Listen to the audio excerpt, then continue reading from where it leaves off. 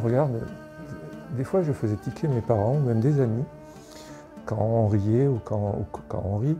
À force de me prendre la tête, j'arrivais plus à sourire, ou même je le remarquais le matin, ça jouait vraiment sur mon moral. Et au milieu des rires, ben, je riais beaucoup moins. Voilà. J'ai comme des boursouflures sous le visage.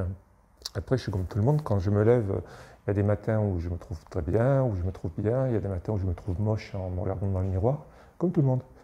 Mais il y a des boursouflures sous les yeux qui gonflent des fois, qui me gênent vraiment. Et c'est seulement pour me sentir plus moi-même et pas focaliser sur ça quand je me regarde. Je me suis renseigné par Internet en comparant les devis que l'on me faisait, mais surtout les attitudes. J'ai eu l'impression au départ que c'était plus sérieux, qu'ils avaient l'air de proposer des alternatives sérieuses. Voilà. Après j'ai regardé les autres, il y en avait certains qui étaient intéressants et j'ai pris un moment pour bien réfléchir et comparer et me remettre en question et choisir. Pour Monsieur Philippe, il a eu un lifting cervico-facial, ça fait 15 ans. Puis il a eu plusieurs comblements par l'acide hyaluronique. Donc il a gardé comme séquelle une cicatrice qui est visible, qui est basse au niveau des oreilles et au niveau du menton. Il a gardé aussi un lobule d'oreille adhérent.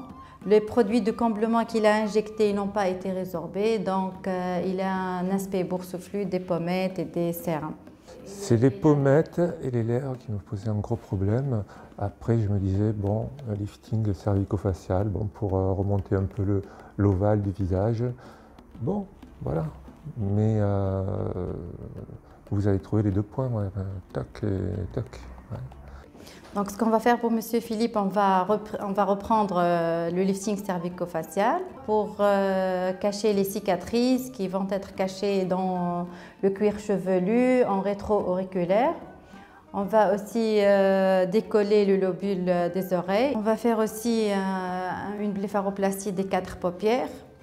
Et à travers la cicatrice de la blépharoplastie inférieure, on va essayer d'enlever le produit de comblement. Il présente aussi une lèvre supérieure blanche qui est haute. Donc, on va faire un lifting de la lèvre supérieure qui consiste à réduire la hauteur de la lèvre supérieure blanche et à éverser la lèvre rouge. Bonjour, ça va, vous allez bien? Très bien. Vous êtes prêts pour l'intervention? Oui. Alors, dites-moi, vous avez bien réfléchi hier de ce qu'on a parlé? J'ai pris des notes comme vous m'avez conseillé pour que ce soit bien clair oui. Par rapport à notre discussion. Alors, à tout de suite alors. Hein? On sera au bloc opératoire. J'ai prévenu des amis, j'ai demandé leur avis aussi pour prendre des décisions. Bon, il y en a beaucoup qui m'ont dit bon, c'est pas la peine, tout ça. Et quelle que soit leur opinion sur la chirurgie, ça a été bien de voir qu'ils étaient avec moi. C'est triste des fois quand il y a des gens qui sont... je ne fais pas de la publicité à la chirurgie esthétique, mais c'est triste quand il y a des gens qui n'appuient pas leurs proches par préjugés. Et là, au contraire, on m'a appuyé d'une manière saine et sereine. Il y en a qui ont émis pas des doutes, mais fais attention quand même.